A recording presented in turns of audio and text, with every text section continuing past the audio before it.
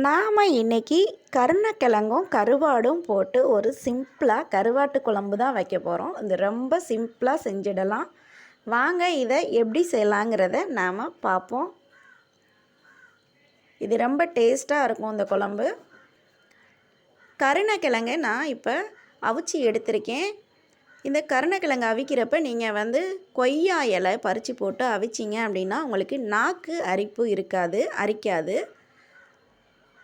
இப்போ கருவாடு நான் தொண்டாங்கருவாடுன்னு சொல்லுவாங்க எங்கள் ஊர் பக்கத்து. இந்த சின்ன சின்ன கருவாடு தான். இது நல்லா வாசமாக இருக்கும் இந்த கருவாடு போட்டு வச்சோம்னா கருவாட்டு குழம்புல. இது இப்போ ரெண்டையும் நாம் க்ளீன் பண்ணி நறுக்கி எடுத்துப்போம். இப்போ நறுக்கி எடுத்துகிட்டு வந்துட்டேன்னா தோல் உரிச்சிட்டு அதையும் நறுக்கி ரவுண்டாக எடுத்துகிட்டு வந்திருக்கேன். கருணக்கிழங்கையும் கருவாடையும் க்ளீன் பண்ணி கொண்டு வந்துட்டேன். இப்போ ஒரே பெரிய எலுமிச்சம்பழம் சைஸுக்கு புளி ஊற வச்சுருக்கேன். அதுலேயே நான் உப்பும் சேர்த்து ஊற வச்சுட்டேன்.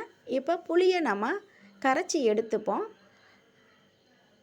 இப்போ கரைச்சிட்டேன், புளி கரைச்சி எடுத்தாச்சு. இப்போ இதுக்கு கலப்புத்தூள் எடுத்து வச்சுருக்கேன் ஒரு கிண்ணம். இது மிளகா மல்லி எல்லாம் கலந்து அரைச்ச தூள்மா. இதை சேர்த்துக்கிடுவோம். அதில் இதுக்கு கொஞ்சம் காரம் நல்லா இருந்தால் தான் கருவாட்டு குழம்புக்கு நல்லாயிருக்கும். இப்போ தாளிப்பு பண்ணிடலாம். சட்டி வச்சு எண்ணெய் விட்டுக்குங்க. கொஞ்சம் சோம்பு போட்டுக்கிறங்க, வெந்தயம் கொஞ்சம் போட்டுக்கிறங்க. இப்போ இது நல்லா பொரியட்டும். பொரிஞ்ச பிறகு கொஞ்சம் கருவேப்பிலை போட்டுக்கிடுவோம். வெங்காயம் ஒரு 10 வெங்காயம் பொடியாக கட் பண்ணி வச்சுருக்கேன், சின்ன வெங்காயம். நீங்கள் பெரிய வெங்காயம் இருந்தாலும் சேர்த்துக்கலாம். இதை நல்லா வதக்கி விட்டுருவோம். இப்போ தக்காளி ஒன்று கட் பண்ணி வச்சுருக்கோம், அதையும் நம்ம அதில் சேர்த்துக்கிடுவோம். இதுவும் வதங்கட்டும் நல்லா. இப்போ நாம் புளி கரைசல் கரைச்சி மிளகாத்தூள் கலந்து வச்சுருக்கோம்ல, அதையும் நாம் அதில் ஊற்றிடுவோம். இந்த குழம்பு ரொம்ப சிம்பிளாக செஞ்சிடலாமா, ஆனால் ரொம்ப டேஸ்ட்டாக இருக்கும் இந்த குழம்பு. நம்மளோட வீடியோஸ் பிடிச்சிருந்துச்சுன்னா சப்ஸ்கிரைப் பண்ணி பெல் பட்டனை கிளிக் பண்ணி வச்சுக்கிறேங்க. நான் போடுற வீடியோ உங்களுக்கு உடனுக்குடனே கிடைக்கும். இப்போ நாம் இதை கட் பண்ணி வச்சுருக்கோம்ல கருணக்கிழங்கு, தோல் உரித்து நல்லா ரவுண்டு பீஸாக கட் பண்ணி வச்சுருக்கேன். ரொம்ப பொடியாக கட் பண்ணிடாதீங்க. அதையும் நாம் இப்போ குழம்புல சேர்த்துட்டோம்.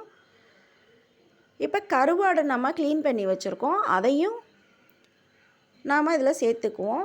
முள்ளெல்லாம் நறுக்கிட்டு தண்ணியில் ஒரு 4 தடவை கழுவி எடுத்து வச்சுருக்கேன்.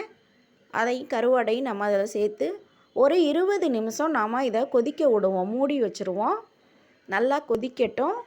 இப்போ 20 நிமிஷம் ஆயிடுச்சு, பார்ப்போம். பார்த்திங்களா, குழம்பு செம்ம வாசனையாக இருக்குது. நல்லா வீடே மணக்குது. கருவாட்டு குழம்புனால் அப்படி மணமாக இருக்கும்.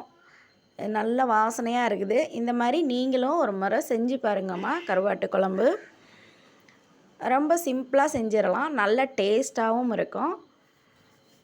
இப்போ நம்மளுடைய குழம்பு ரெடி ஆயிடுச்சு. என்னோடய வீடியோஸ் பிடிச்சிருந்துச்சுன்னா சப்ஸ்கிரைப் பண்ணி பெல் பட்டனை கிளிக் பண்ணி வச்சுக்கிறேங்கம்மா.